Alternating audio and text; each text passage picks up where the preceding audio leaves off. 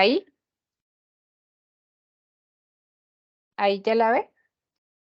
Correcto, muchas gracias. Listo, ok.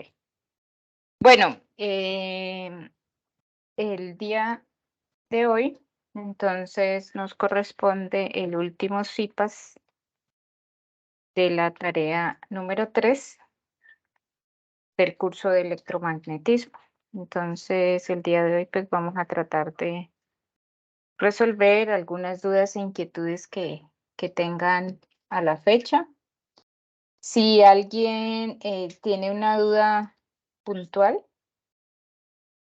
vamos a comenzar con el primer ejercicio.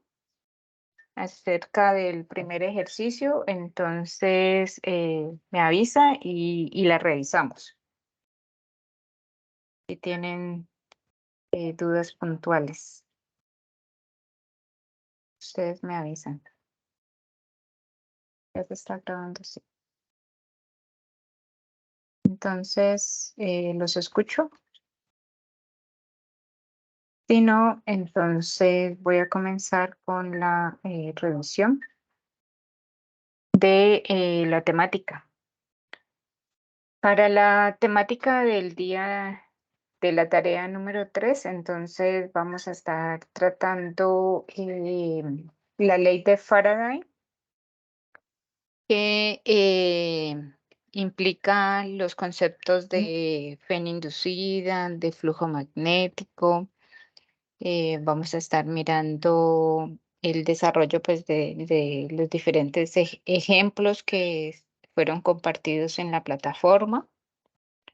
Y para ello, pues vamos a tener en cuenta la práctica que ustedes ya hicieron también en el componente de electromagnetismo presencial, en el cual tuvieron oportunidad de conocer lo que era una bobina que consiste en un enrollado de cable de cobre esmaltado de forma cilíndrica, un hueco, un hueco cilíndrico en el cual al tener un movimiento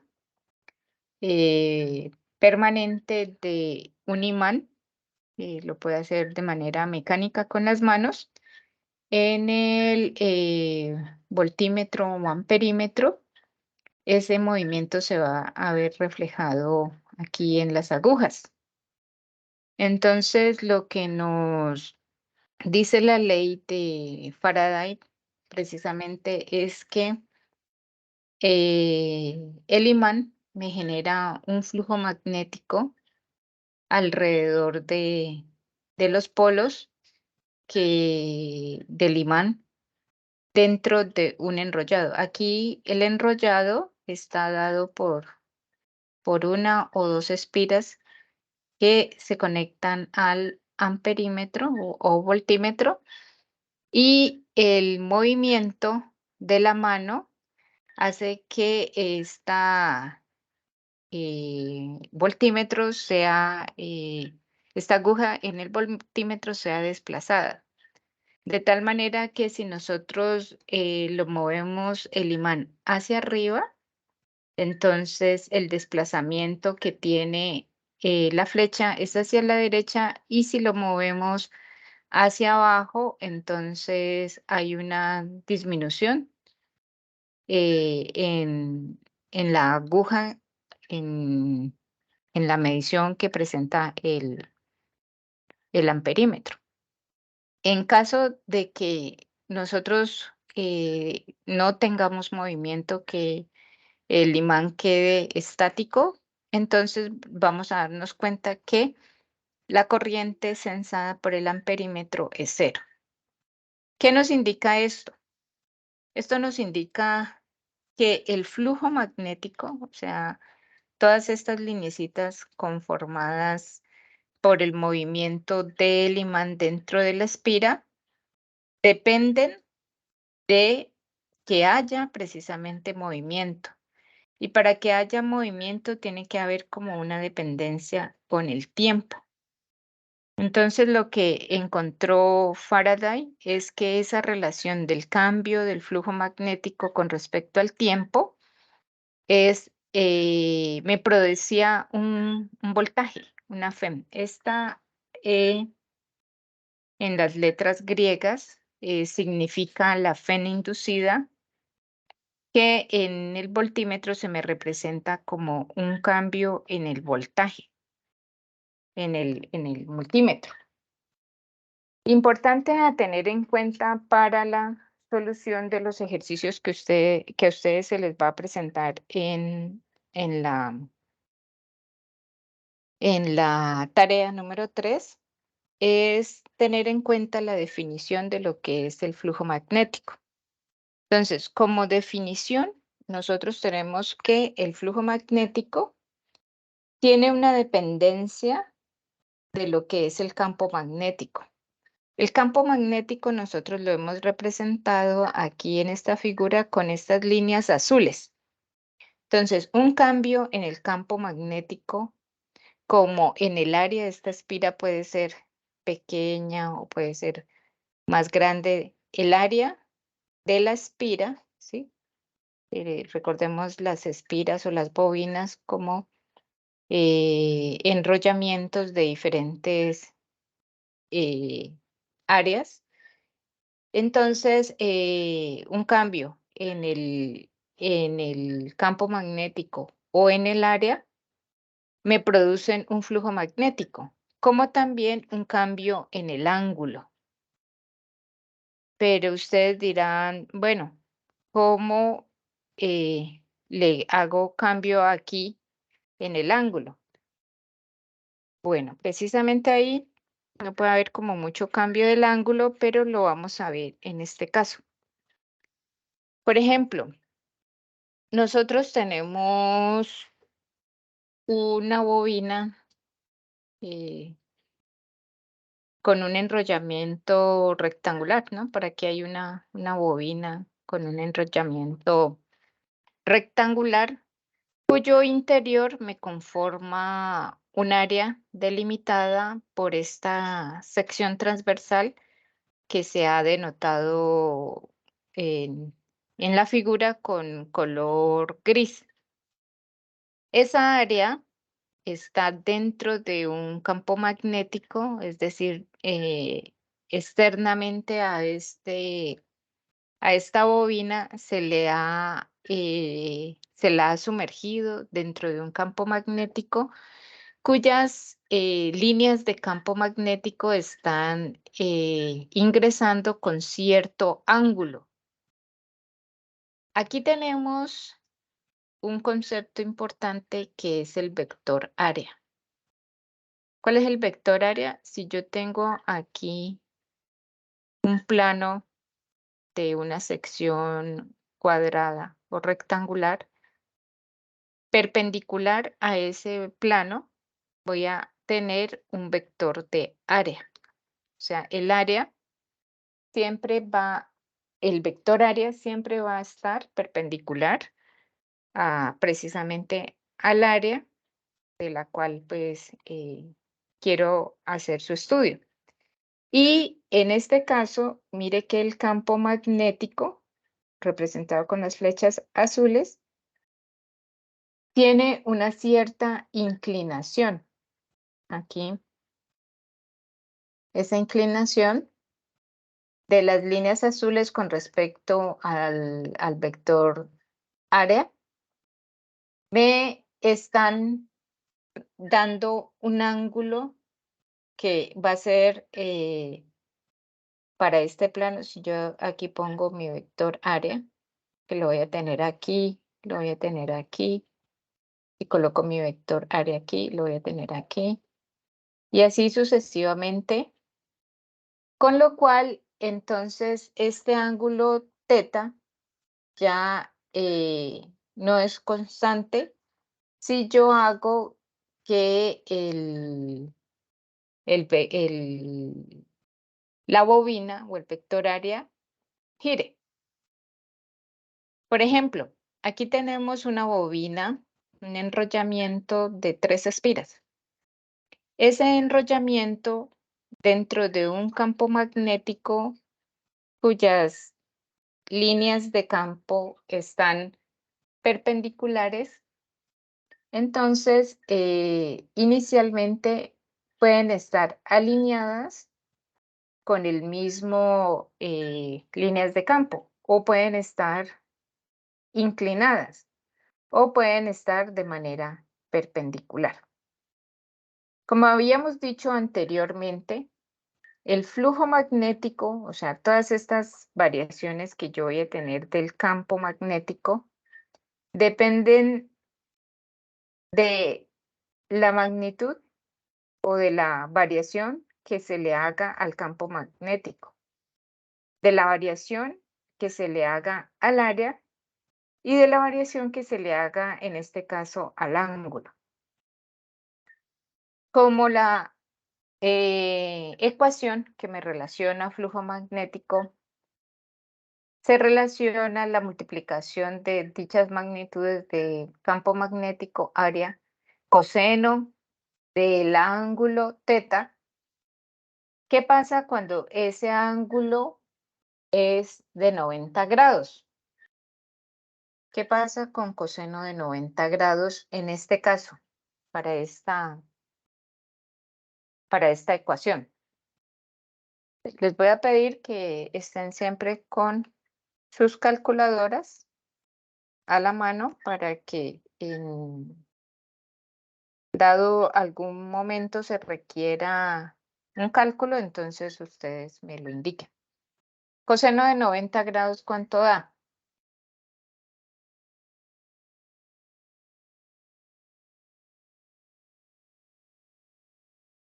¿Cuánto da? 0, profe. Me da menos 0,4445. Verifiquemos que las unidades para el ángulo que estamos trabajando ahorita deben estar en grados, porque coseno de Ok. 90 grados, ajá, entonces ahí, como dijo un compañero, coseno de 90 grados sería 0, ¿sí? Quiere decir que cuando la espira está perpendicular a esas líneas de campo, formando aquí un ángulo de 90 grados con respecto a mi flujo magnético, el área, el vector área, aquí está el vector área para este enrollamiento, y el campo magnético está en esta dirección. Entonces, en ese caso, el coseno de 90 grados hace que el flujo magnético sea 0. O sea, entonces habría un flujo magnético nulo. Si fuera otro ángulo, si fuera un ángulo de 45 grados, como en este caso, aquí, aquí tenemos mi vector área, y con respecto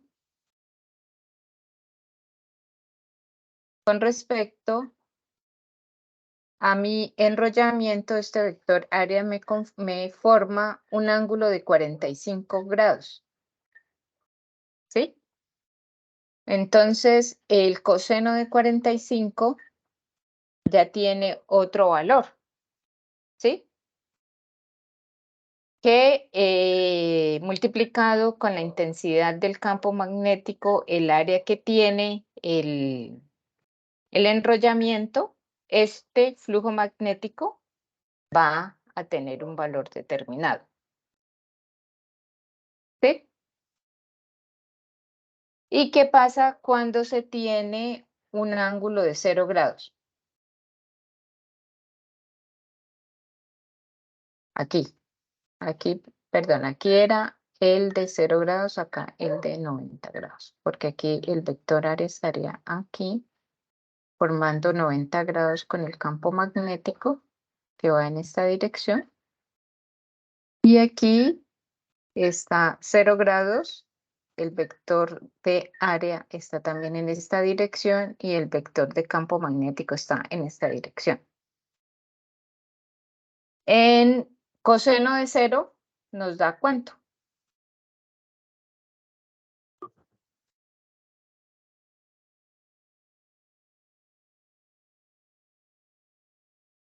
Uno. Nos da 1. Entonces, ahí, en ese caso, todo el flujo magnético sería la multiplicación de B por A, porque esto con coseno de 0 da 1, ¿no?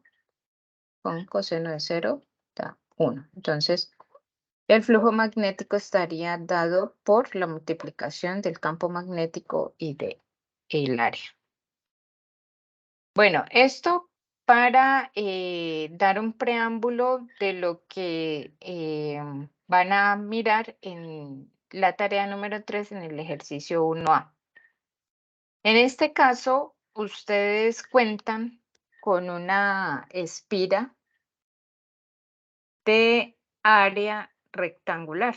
Esta es la espira de área rectangular. Mucho cuidado.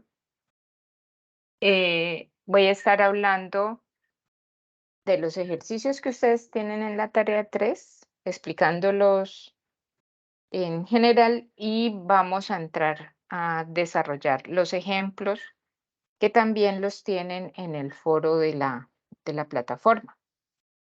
Esos ejemplos ustedes ya los tienen en el foro para que quienes no lo hayan revisado, entonces por ahí lo puedan tener a la mano.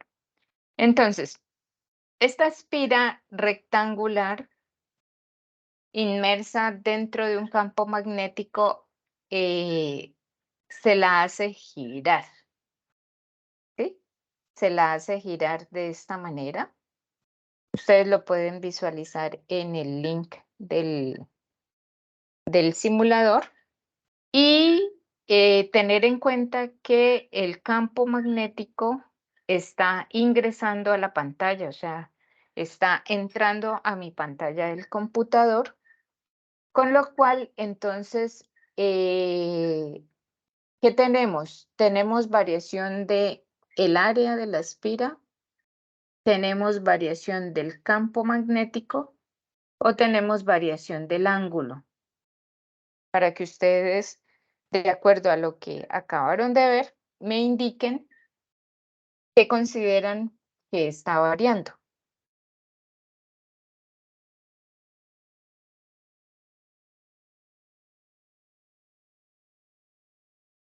¿Qué varían?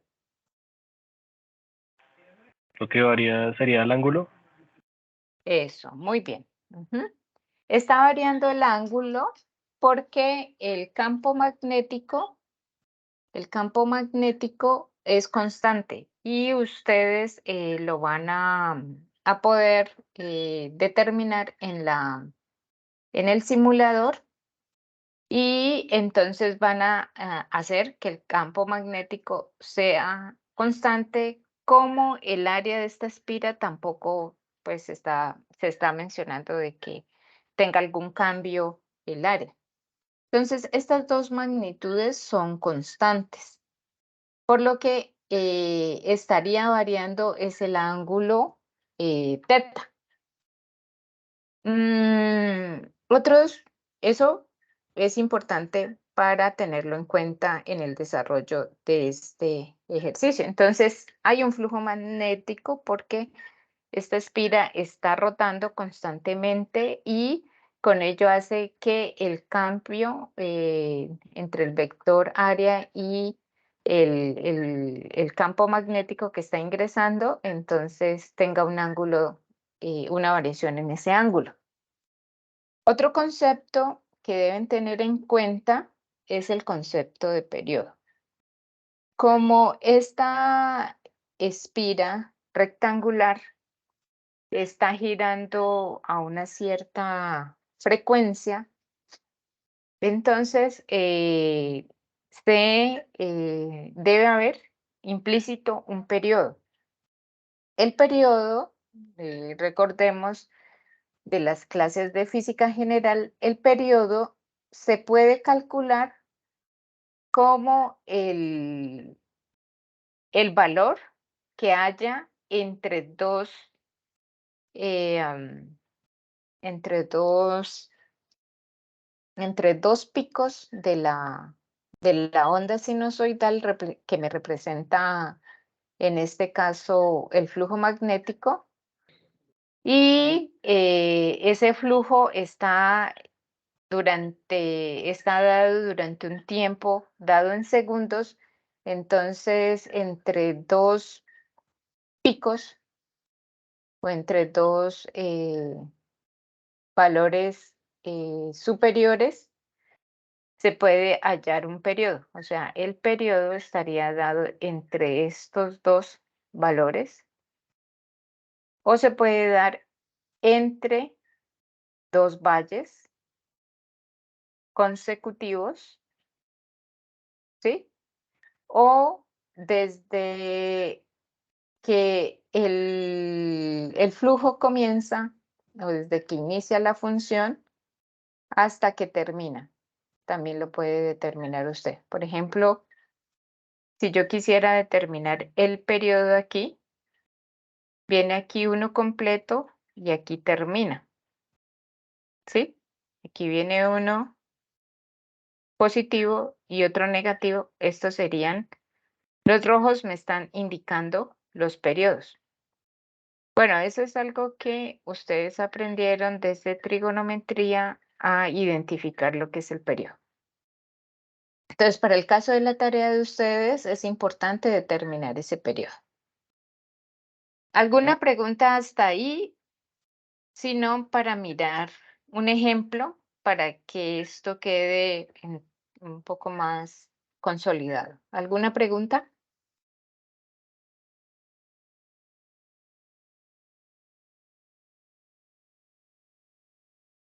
Profe, pues de mi parte no. Quisiera que viéramos un ejemplo como más en el Listo. simulador, por favor.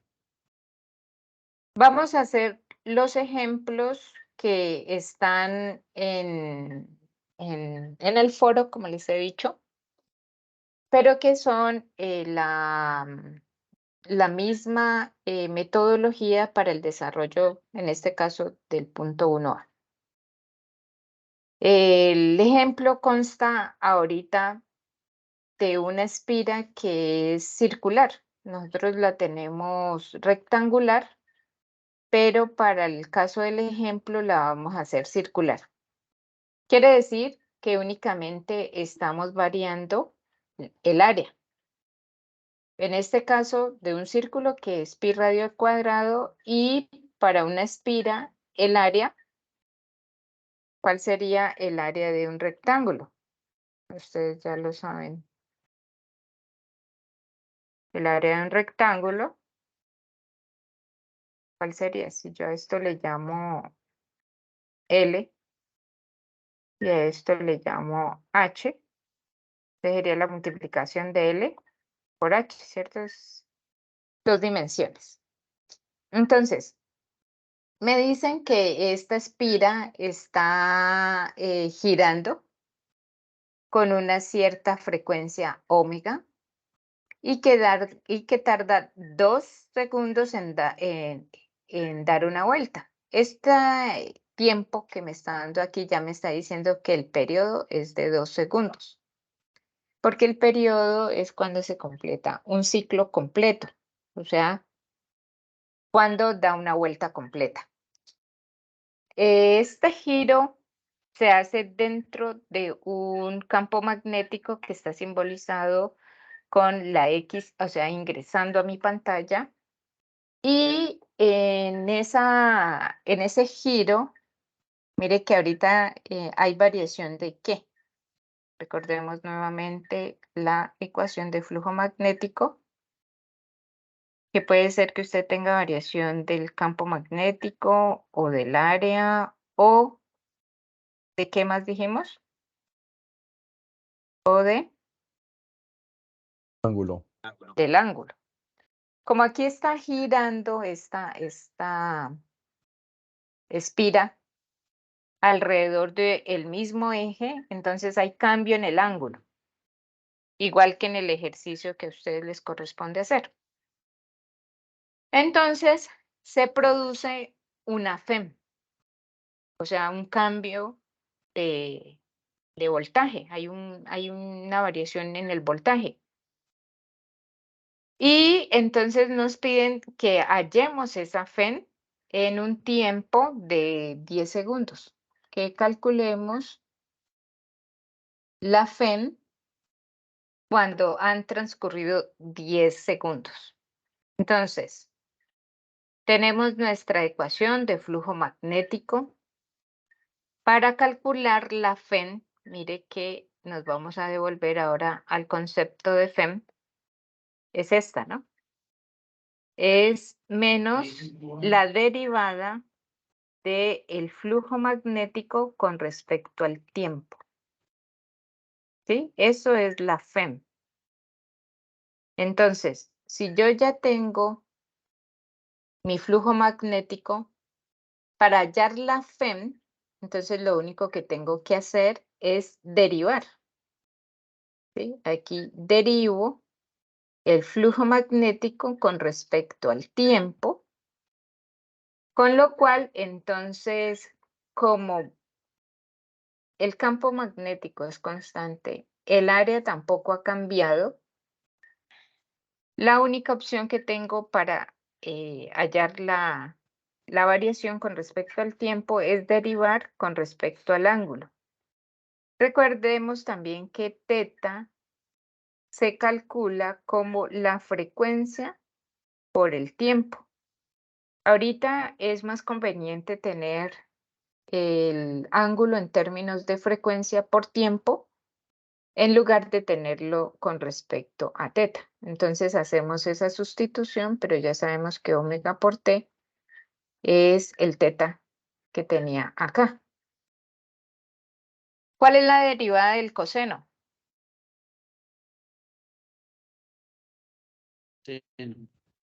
Menos 0. Y esto deben tenerlo en cuenta porque estamos derivando una función trigonométrica que depende de un ángulo que depende del tiempo, porque si no, no lo podríamos derivar. Entonces, la derivada del coseno es menos seno omega por t. La derivada interna de omega por t, pues es omega. Por eso ahorita aparece este nuevo término. Lo otro que tengo que averiguar ahorita es quién es omega, porque aquí la tengo que utilizar. Aquí tengo que utilizar quién es omega.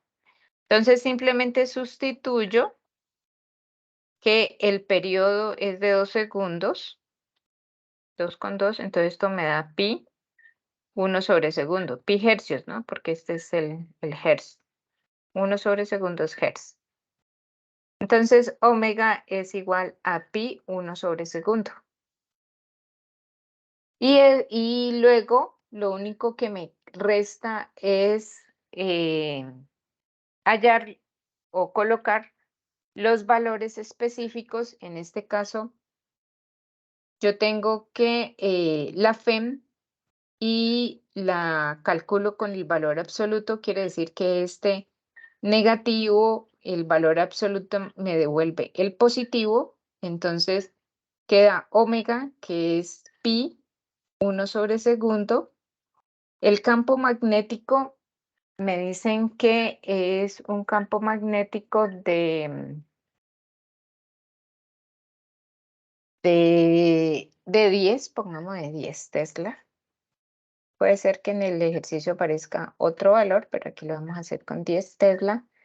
El área como es el área de un círculo, entonces lo vamos a tomar como pi, radio al cuadrado, seno de omega, y nuevamente vuelvo a reemplazar el valor de omega, que es pi, 1 sobre segundo, por los 10 segundos a los cuales me lo están pidiendo, por 10 segundos.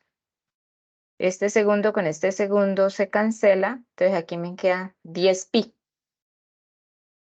Como me queda en términos de pi, mucho cuidado, como me queda en términos de pi, En la calculadora, para poder hallar este seno, ustedes lo deben hacer en radianes.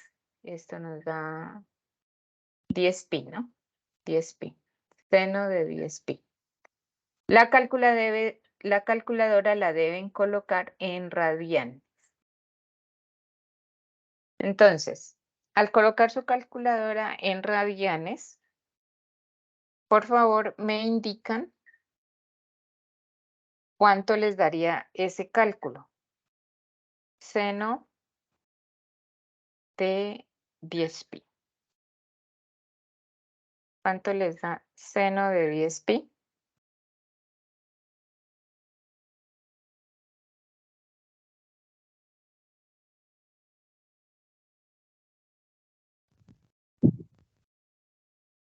En radianes, ¿cierto? Sí, en radianes. A mí me da 0. Sí. Ahí da 0, pero entonces hagámosle aquí una pequeña modificación para que nos dé otro valor.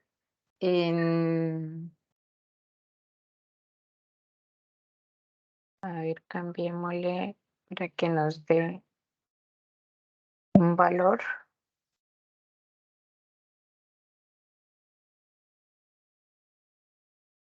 Hagámosle porque cualquier valor de pi sería 5 medios. 5 medios de pi. Tomémoslo como 5 medios de pi.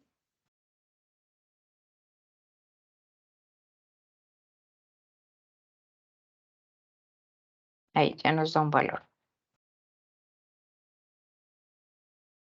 Tomando a omega como pi medios.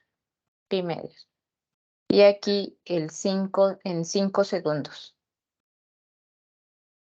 Entonces ahí nos da un valor de ¿cuánto les dio en la calculadora? A mí me da Para- 1, profe. En radianes, ¿no? Debe Sí, estar en señora. radianes. Sí, a mí también me da 1.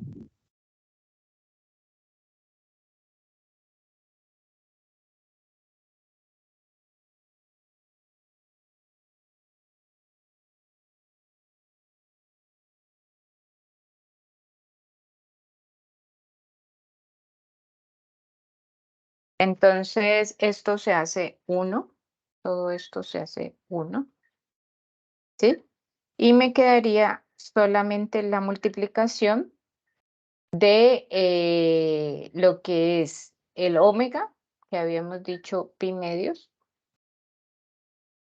el campo magnético, que habíamos dicho que era 10 Tesla, por pi por el radio al cuadrado. Si yo tengo que es un radio cuadrado de 0.1 metro, entonces hacemos esos cálculos elevando al cuadrado el 0.1, ¿no? Entonces voy a colocar esto más ordenadito. Ustedes me van haciendo los cálculos.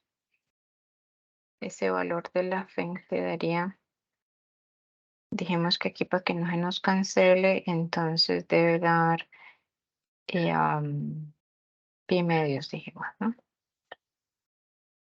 Pi medios, omega, el campo magnético de 10 por pi, el r cuadrado dijimos 0.1 metro al cuadrado, y pues todo esto de acá nos daba 1, el seno de omega por t, ¿cierto? Bueno, entonces hagamos esa multiplicación, pi medios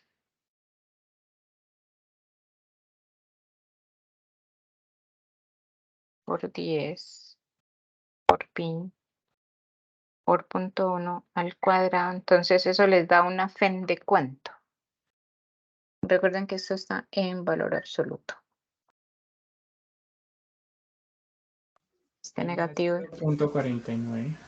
Eso, ajá. Entonces 0.49. Como la FEN es como un voltaje, entonces las unidades que me deben entregar aquí son voltios, ¿no? En voltios. Entonces son 0,49 voltios que se generan por la rotación de esta espira dentro de este campo magnético. ¿Cómo vamos? ¿Cómo van? ¿Alguna inquietud?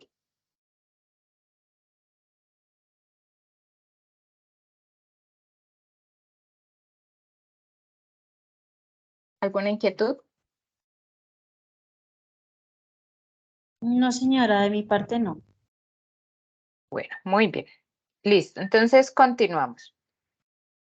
En el paso, en la tarea 1B, ahora le piden determinar la magnitud de la fuerza inducida, es decir, el vector naranja, que sería este que está representado aquí.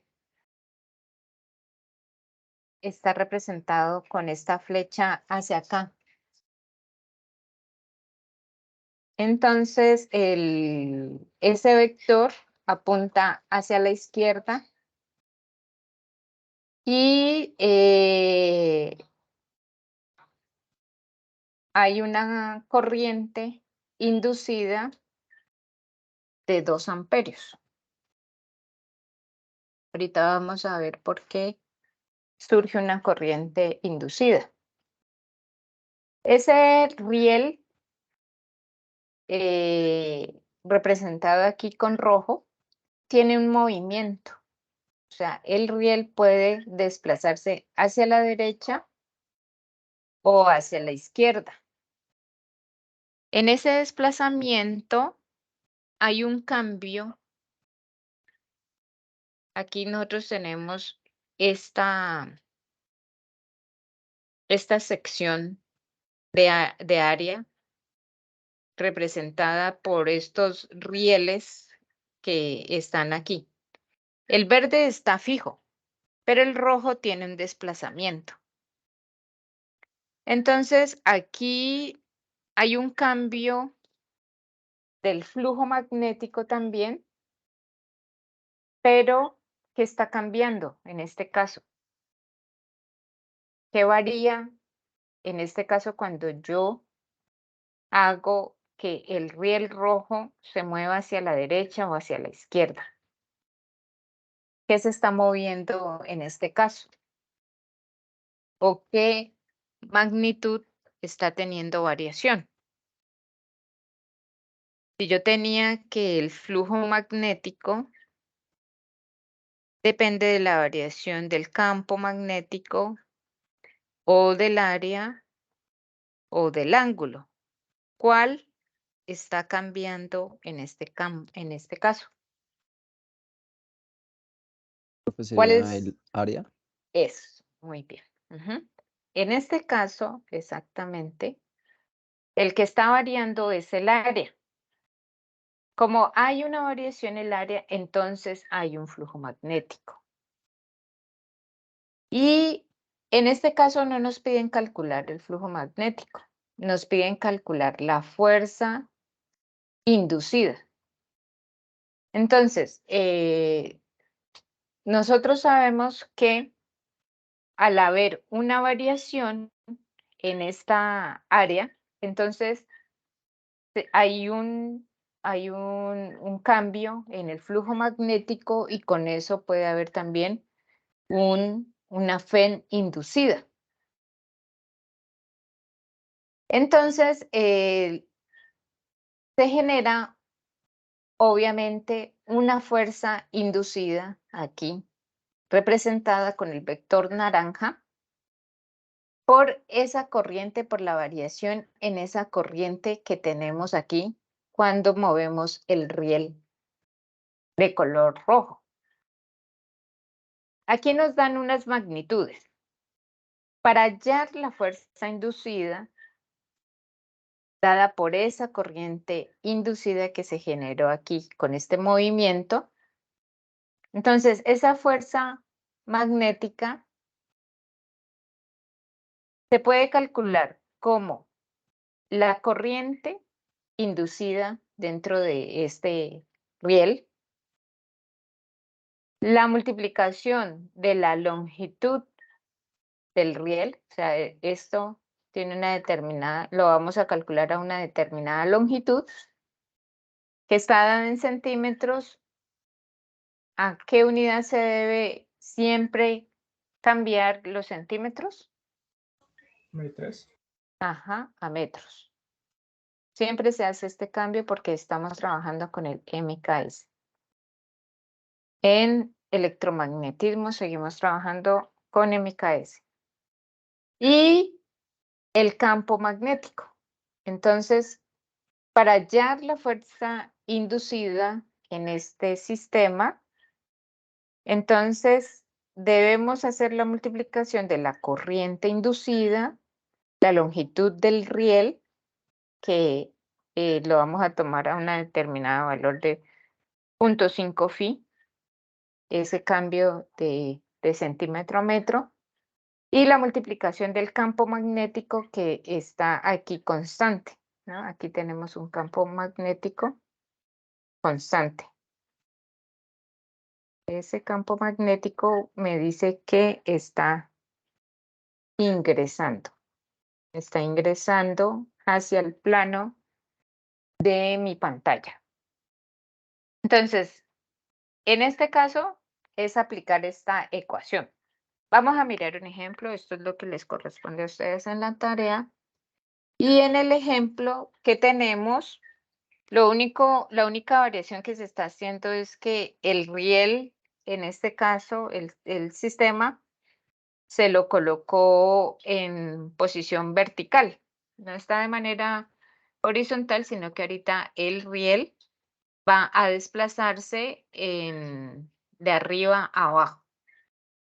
Lo único que nos están diciendo es nuevamente se induce una corriente de 5 amperios, entonces esa fuerza magnética va a ser igual a los 5 amperios por una longitud de 0.8 phi. Digamos que mi phi sea 10. Entonces eso nos da 8 y debe estar pasado a metros. Entonces, 8 centímetros a metros sería 8. ¿Cuánto sería? 0.08. Ajá, 8 por 10 a la menos 2, ¿cierto? Metros. Y el campo magnético me dicen 2 Tesla. Entonces, simplemente hacemos esta operación y ustedes me van a decir si es una fuerza magnética, en qué unidades les da. Si es fuerza.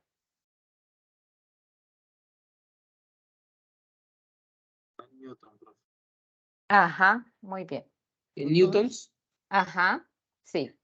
Entonces, eso les da 0.8 newton, ¿no?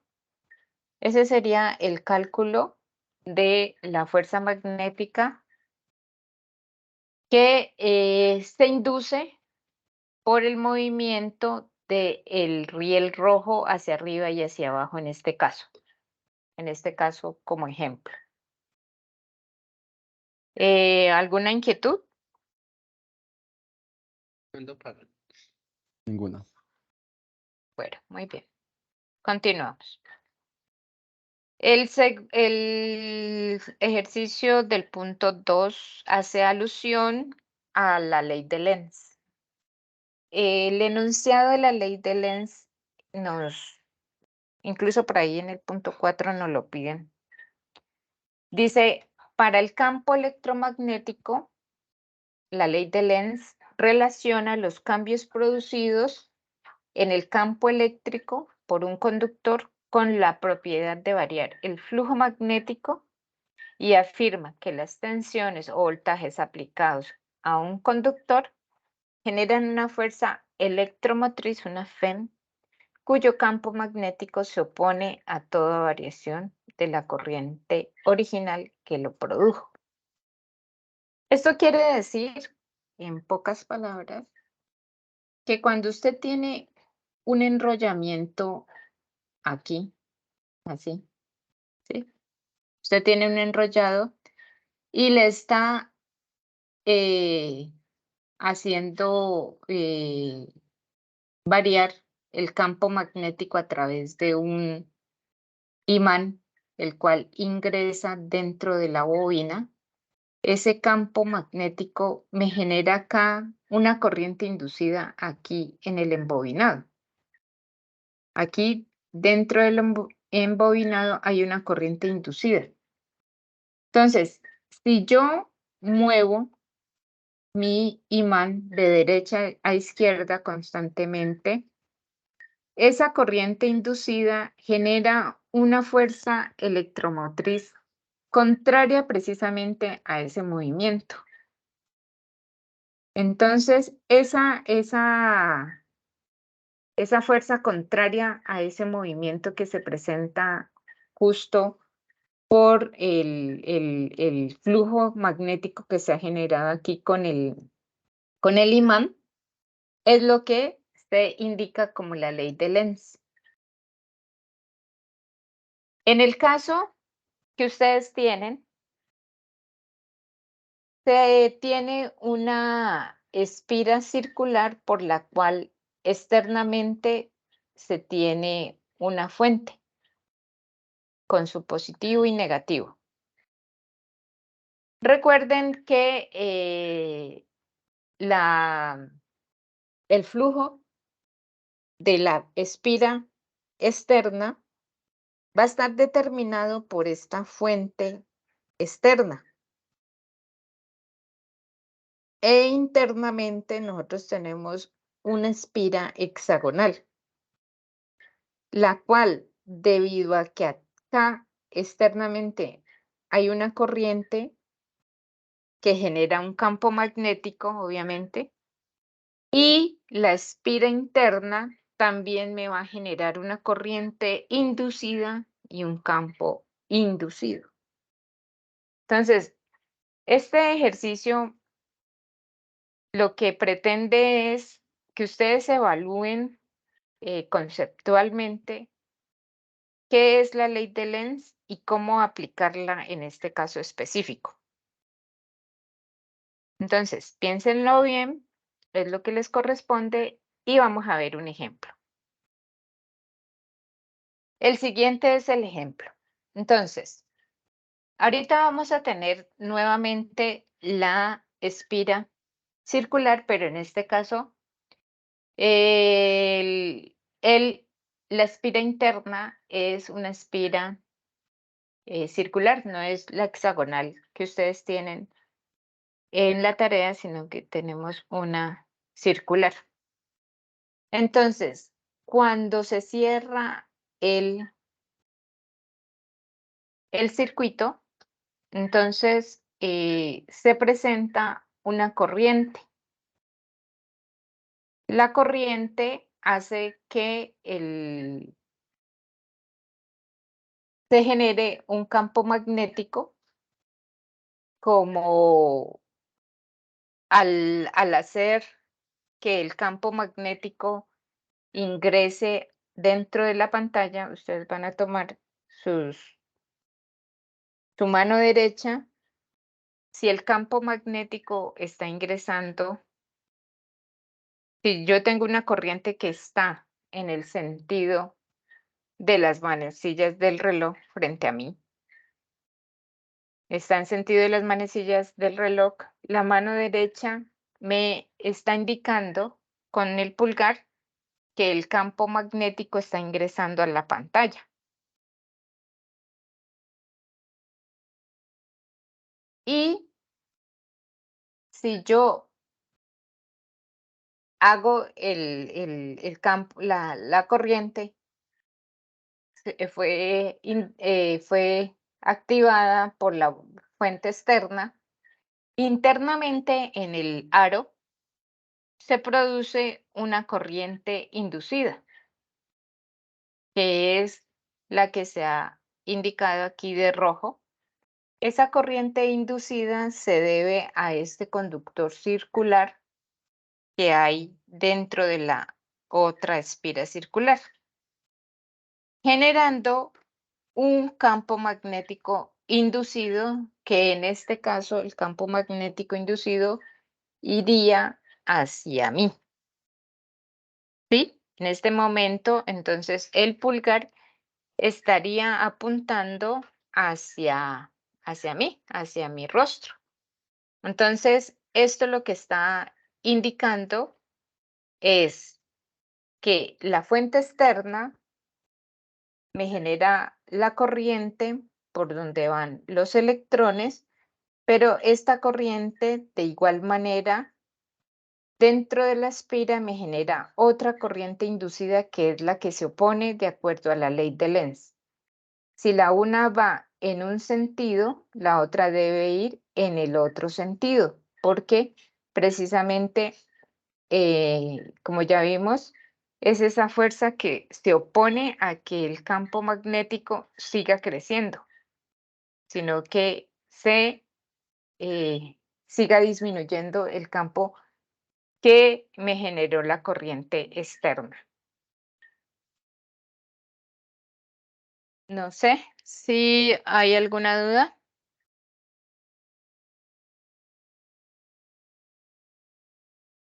¿Cómo vamos hasta ahí?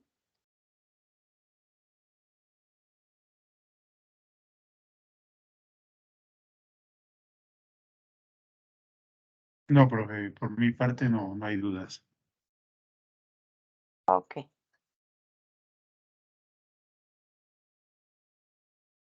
Bueno. En este caso, tener en cuenta que para que la corriente tenga este flujo, entonces acá tengo que tener el positivo y acá el negativo, ¿no? Este error me quedó aquí. Pero acá debe estar el positivo para que la corriente vaya en este sentido y el negativo cierre el circuito de esta manera. Entonces acá negativo y acá el positivo. Entonces ahí la corriente se viene del positivo hacia el negativo. Tener en cuenta que para el caso de ustedes aplica el caso contrario, ¿no? Acá el positivo sí está arriba y el negativo abajo. Entonces, tener un poquito de cuidado con esta parte. Y Profe, vamos. Ujú. perdón, no sé si ya lo explicó, me retiré un momentico. La parte circular, ¿tiene alguna diferencia la influencia de energía sobre el hexágono o es que el ejemplo nomás lo pictura así? El hexágono, eso, esta Ajá. figura. Es lo mismo Eh, que el círculo.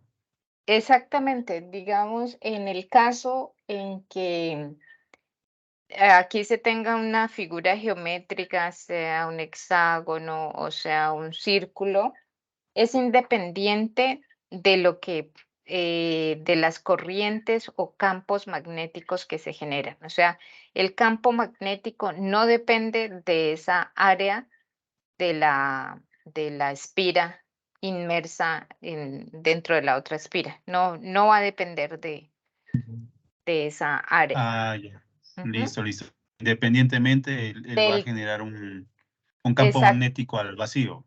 exactamente. Ajá, Ok, exactamente. gracias. Independiente de esa forma, de esa espira. Ujú. Exacto, muy bien.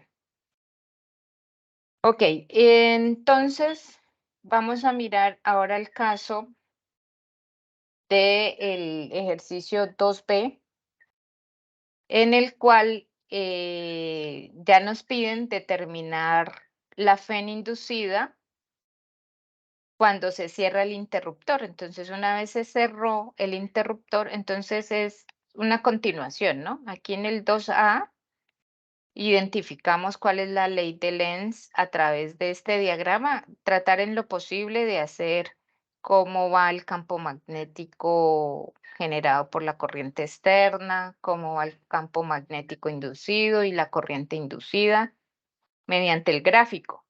Y en la parte 2B ya le piden calcular esa FEN inducida. Entonces vamos a mirar precisamente que la FEM, como ya habíamos dicho, depende de el vector de la magnitud de campo magnético y del área. Entonces, en este caso nos dicen que durante un intervalo de tiempo, todo el campo que atraviesa el área encerrada por la espira circular crece a una razón del cambio de campo magnético con respecto al tiempo de 10 Tesla por segundo. O sea, nos están dando el cambio del campo magnético, un delta V. El cambio del campo magnético con respecto al tiempo es de 10 Tesla sobre segundo. Y nos dicen que asuma que el campo magnético atraviesa perpendicularmente toda el área encerrada por la espira circular. Tome el área del círculo interior como phi veces metro cuadrado. Entonces, esto ya lo aprendimos hoy, que es flujo magnético. Para poder hallar la dependencia que tiene el flujo magnético con respecto al tiempo, quiere decir que tengo que derivar esta ecuación con respecto al tiempo. La derivada de B por A sería la derivada del primero por el segundo con respecto al tiempo, más el segundo por la derivada del primero con respecto al tiempo.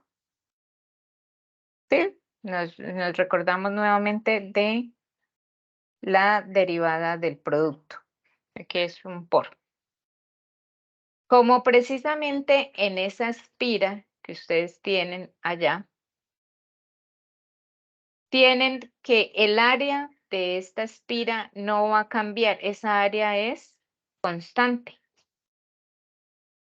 Entonces, ¿a qué es igual la derivada de una constante?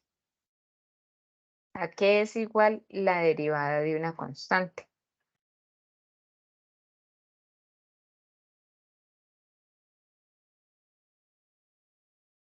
¿Recuerdan a qué es igual la derivada de una constante?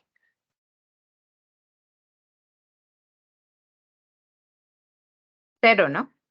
La derivada de una constante es cero. Por eso todo este término se me hace cero y solamente me queda la multiplicación del área de la espira por la variación del flujo del campo magnético, del campo magnético con respecto al tiempo, que ya me lo dan, ¿no? Precisamente aquí decía que ese campo magnético crece a una velocidad de 10 Tesla sobre segundo. Entonces, aquí lo que tengo es simplemente que para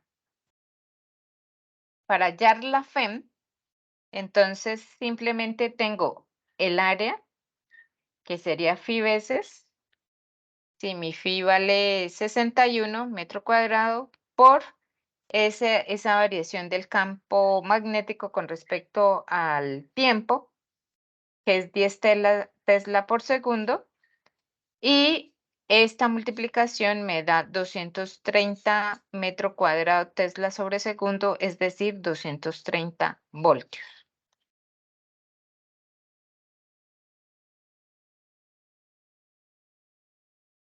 ¿Sí? ¿Cómo vamos? Bien, profe. Listo. Listo. El tercer punto, Bien, profe. que es, ¿alguna pregunta? Bueno, muy bien. En la tercera parte nos piden el trabajo con bobinas nuevamente, que constan de un enrollado de un alambre de cobre, que es un material muy buen conductor, e internamente se le colocan núcleos que algunas ocasiones son de hierro, por ejemplo, o incluso no puede haber que no tenga núcleo, porque también existen los núcleos de aire. Entonces, este es el ejercicio que ustedes les dan. Miren que les piden calcular en este caso les están pidiendo calcular, no coloqué la pregunta, la inductancia, creo que es la inductancia que les piden aquí. Entonces dice un alambre de cobre se enrolla en forma de solenoide con un núcleo de hierro cilíndrico. Ese cilindro tiene un diámetro de 2 veces phi y está dado en milímetros. Estos milímetros los debemos pasar a los milímetros. Se definen como A metros. a metros. Ajá, 1 por 10 a la menos 3 metros, ¿cierto? Sería el milímetro. Entonces estos 2 phi veces milímetros pasarlo a metros. Muy bien. Y estos 30 centímetros, los centímetros también,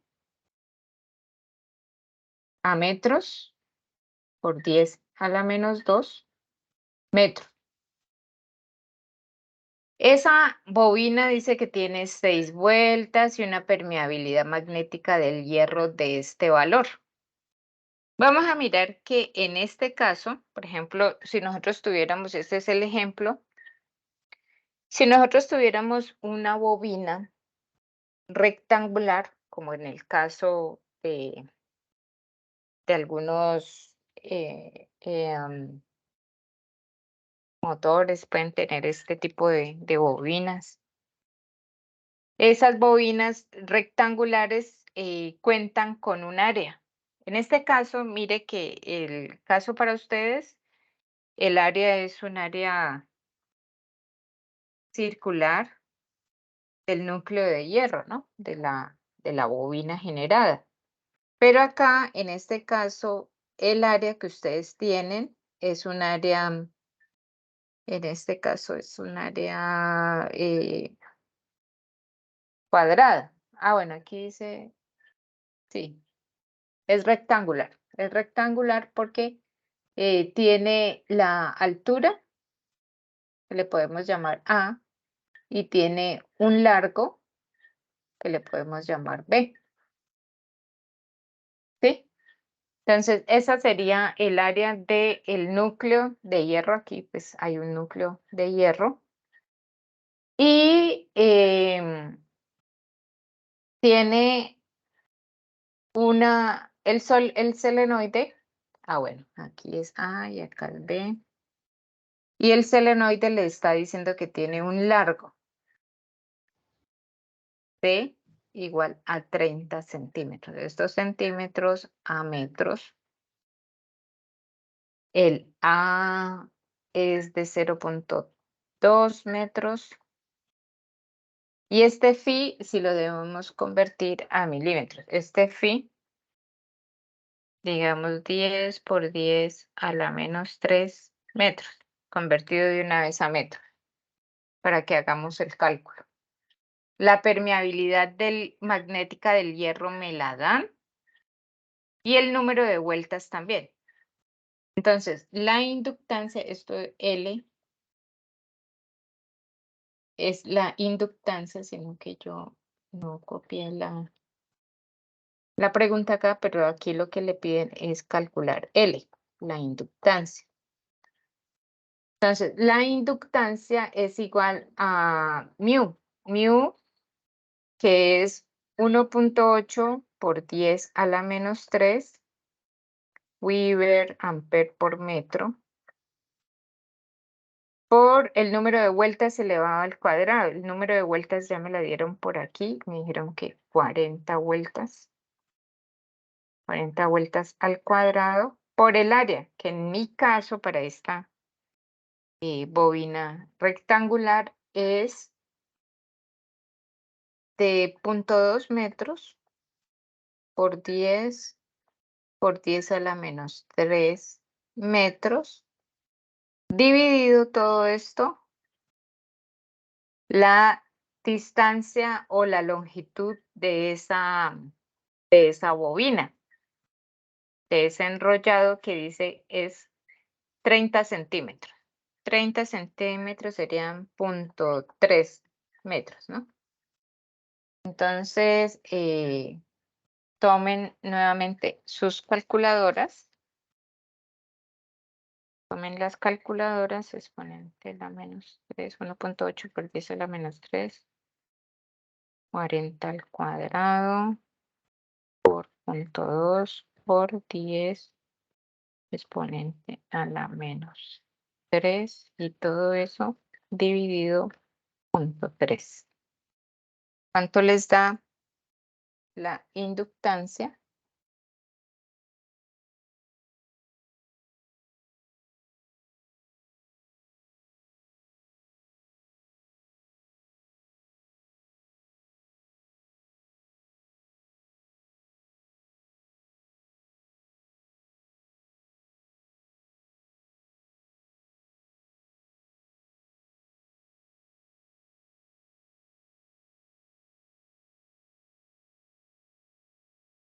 ¿Cuánto les dio?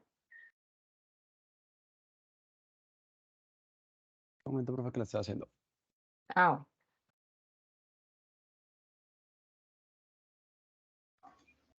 Ahí me dio 0.0192. 0.0192, sí. ¿en qué unidades me da la inductancia? No. Esta casi, esta casi no es tan conocida, excepto para los eléctricos de pronto. Sí, en Henrys. En Henrys, Henrys, que le dicen, Esa sería la respuesta para el ejemplo que me relaciona la de la bobina. Y para el punto 3b nos piden calcular la energía almacenada en el inductor si hay una corriente de phi veces dada en amperios. Entonces es tomar esta inductancia que ya teníamos de 0.0192, o sea, la energía es un medio de la inductancia, o sea, de 0.0192 por la corriente que me la dan. Habíamos dicho que el phi es 10 al cuadrado, 10 amperios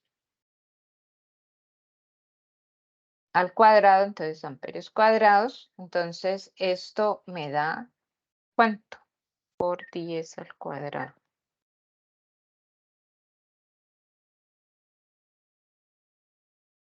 Y dividido 2.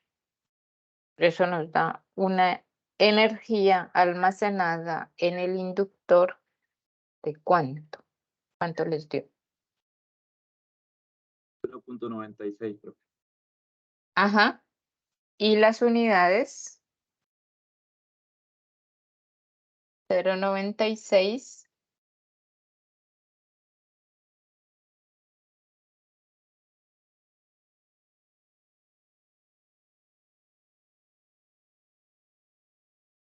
Energía, ¿no? Energía es el mismo. Las unidades son las mismas que nosotros manejamos en física general. Mire que fuerza magnética era Newton, ¿no? Y energía, de lo que aprendieron en... Ampere. No, esa es corriente. ¿Sería joules? Ajá, en joules. Ajá, en joules. Ampere es para corriente, ¿no? Bueno, en el 13 nos dan unas condiciones que deben tener o asignación de valores numéricos para la inductancia. Esto es inductancia.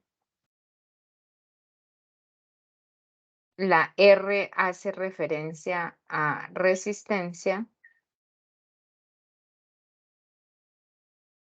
La E hace referencia a la FEM,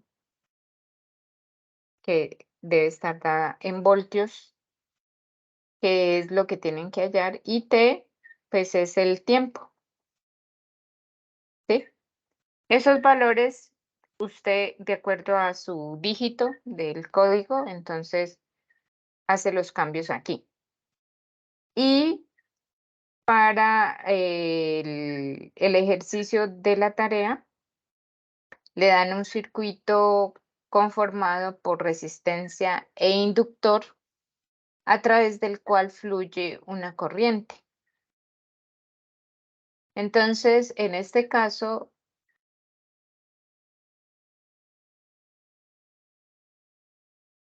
le dan la resistencia, le dan la FEM, le dan el tiempo y usted debe calcular, para este caso, le piden calcular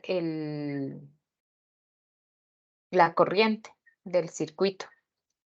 Entonces, en el caso de este circuito, cuando el interruptor inicialmente pues está sin activar, y una vez activado, entonces la corriente va a fluir en este sentido, pasando primero por la resistencia, luego por el inductor y cerrando nuevamente el circuito.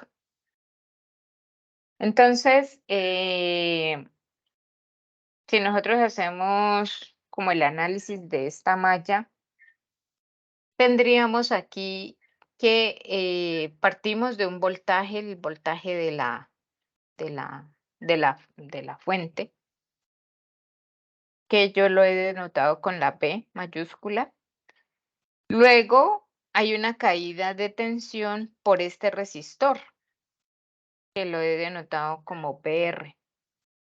Luego hay una caída de tensión debida al inductor, que lo he denotado como L, y por la segunda ley de Kirchhoff, las sumas de los voltajes deben ser, de todos los voltajes en la malla deben ser 0, ¿no?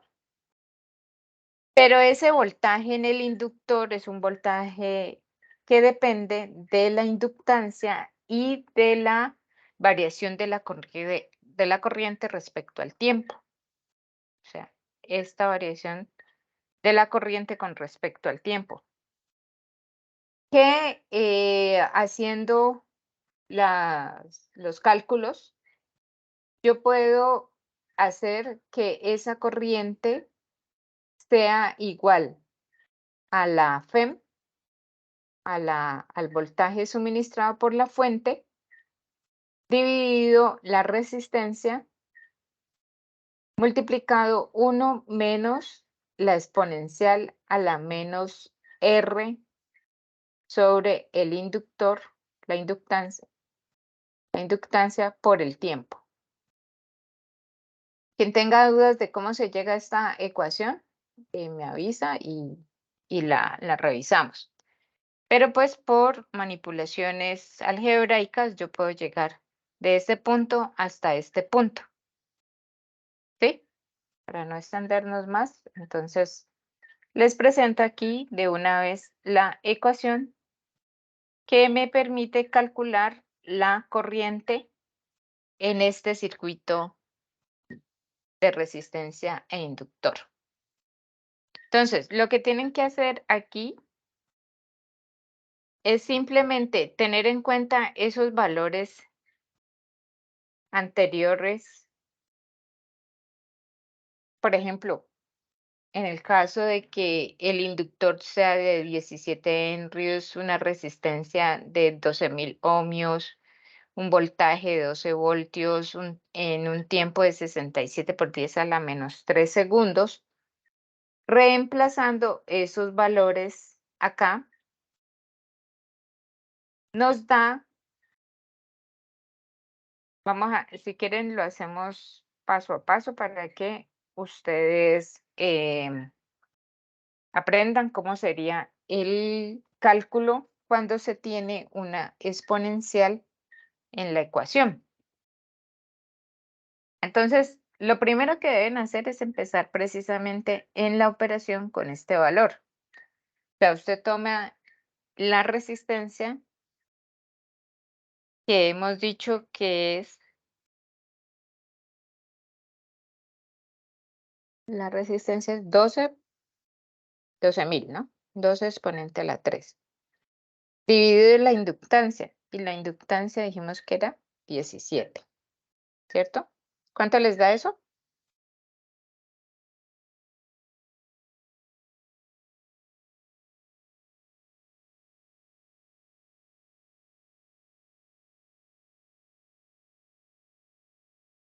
¿Cuánto les da esta división? Esta.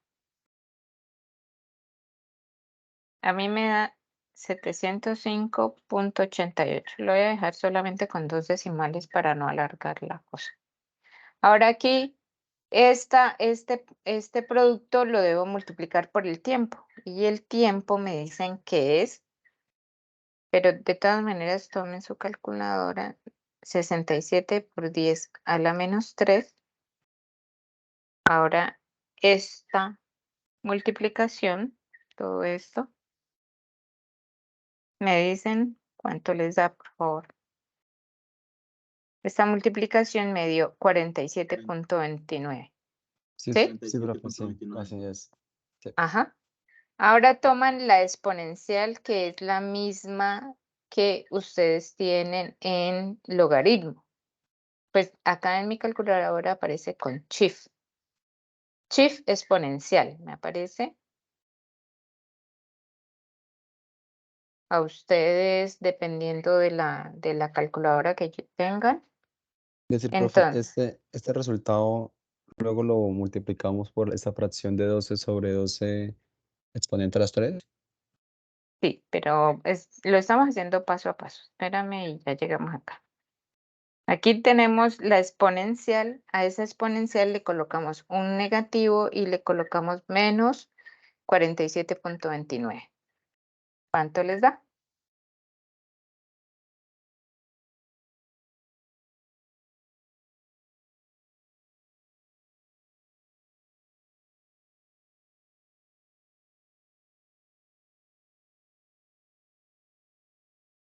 No sé cómo sacar el exponencial, Dos. profe.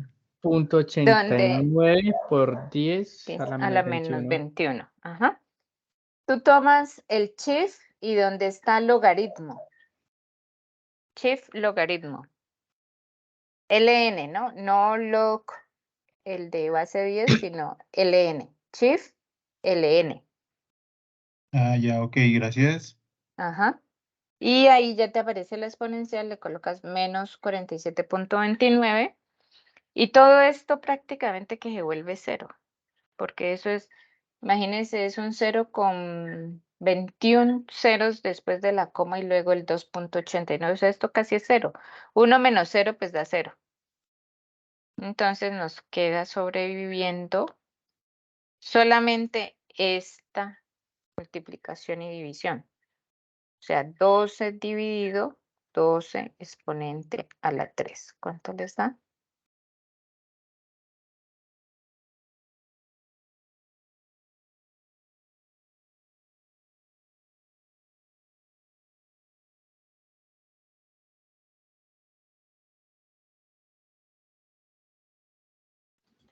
Uno por 10 a la menos 3.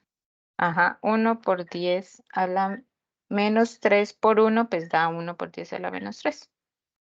Esa sería la corriente, que era lo que yo tenía aquí. Amperios, ¿no? O sea, esa corriente nos dio 1 por 10 a la menos 3 amperios. Esa es la corriente. O usted puede decir miliamperios, ¿no? Una corriente de 1 miliamperios, o sea, es algo súper chiquitico. La corriente que está pasando a través de este circuito. Eso sería alguna inquietud. Profe, yo no pude hacerle el resultado de exponente a la menos 47,9. Estoy intentando. Entonces, tomaste el shift logaritmo, ¿cierto? Sí, señora, sí. te debe salir una E de exponencial y un cuadrito arriba. Ah, ok, ya, sí. Ah, Ajá, listo, profe, ya. y en ese Listo. cuadrito ya le coloca el 47.29 y ahí le da igual.